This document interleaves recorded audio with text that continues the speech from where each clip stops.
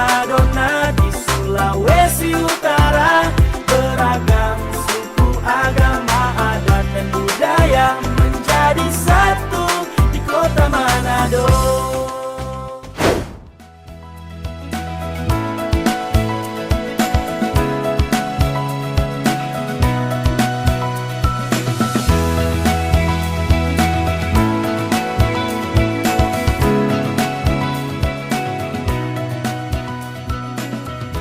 Oke, assalamualaikum warahmatullahi wabarakatuh. Perkenalkan, saya Robianto Mamonto, seorang guru agama Islam di SD Impres Kayuwatu. Saya akan berbagi praktik baik atau best practice di SD Impres Kayuwatu. Tentunya ini sebuah tantangan tersendiri bagi kami untuk menciptakan pembelajaran dalam proses bertransformasi dari era konvensional menuju ke era yang lebih modern. Bagaimana kita akan menentukan proses pembelajaran yang berbasis teknologi dan tentunya sesuai dengan tantangan zaman hari ini. Selamat menyaksikan.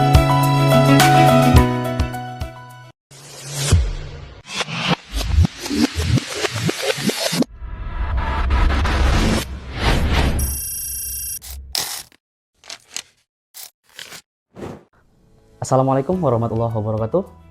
Salam sejahtera untuk kita sekalian. Shalom, Om Swastiastu, Namo Buddhaya, salam kebajikan. Perkenalkan, saya Robianto Mamonto. Kali ini saya akan menjelaskan bagaimana praktik baik saya sebagai seorang guru.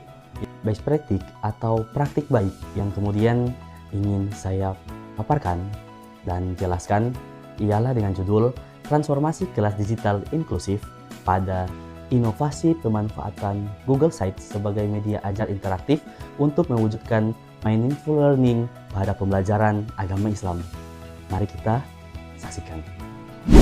Dalam menuju sekolah yang kita impikan, tentunya tidak gampang.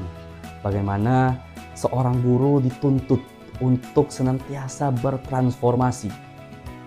Transformasi yang dimaksud adalah bagaimana guru yang awalnya bertumpu pada papan dan pada metode ceramah saja bisa berubah, bisa berkembang dengan sesuai dengan tantangan zaman.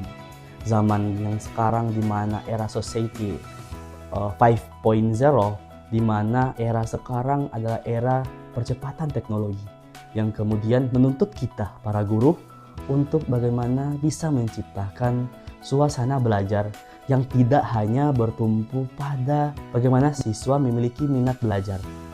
Lebih dari itu, siswa seharusnya dapat menerapkan bagaimana konsep pembelajaran mendalam, pembelajaran bermakna, atau yang saya sebut pada judul tadi, meaningful learning.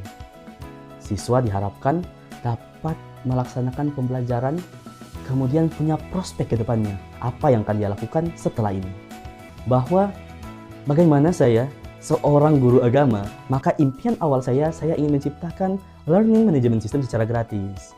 Tentunya ini tantangan baru buat saya. Setelah melalui proses pengembangan, melalui pemanfaatan ChatGPT dan Gemini, bagaimana membantu saya untuk melakukan pemrograman secara baik. Saya berhasil menciptakan dan mengembangkan aplikasi sederhana yang saya beri nama Teras Ilmu Interaktif Classroom, mata pelajaran pendidikan agama Islam yang bisa diakses lewat handphone dan bisa diakses lewat laptop juga.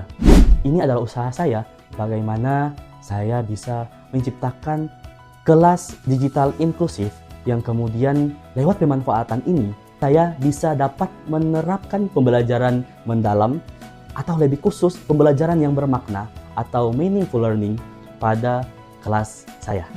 Pada tahapan ini, saya membuat presensi digital melalui kartu atau ID card untuk melakukan presensi online di kelas saya.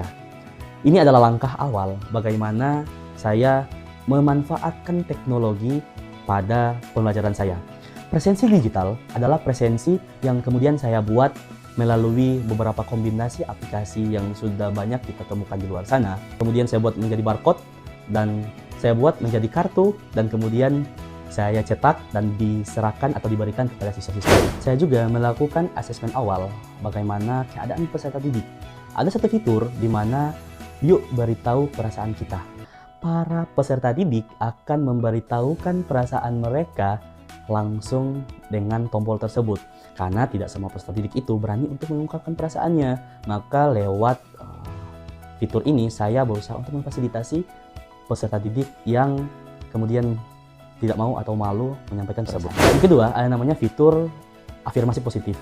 Fitur ini saya buat di mana ada penggalan kalimat motivasi, baik itu dari Al-Quran maupun dari Al-Hadis atau dari perkataan-perkataan para ulama yang kemudian bisa memotivasi kita sebelum belajar. Kemudian ada fitur materi pembelajaran, ini yang paling unik, di mana ternyata Kementerian Pendidikan juga menyediakan buku elektronik.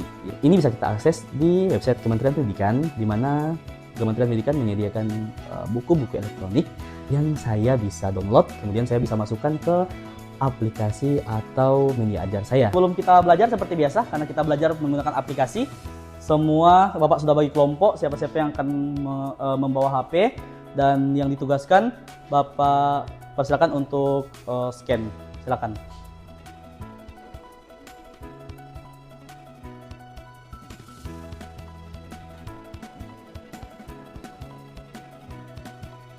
Nah, dalam fitur materi pembelajaran, siswa dapat melihat atau dapat masuk sesuai dengan materi yang akan saya ajarkan di saat itu.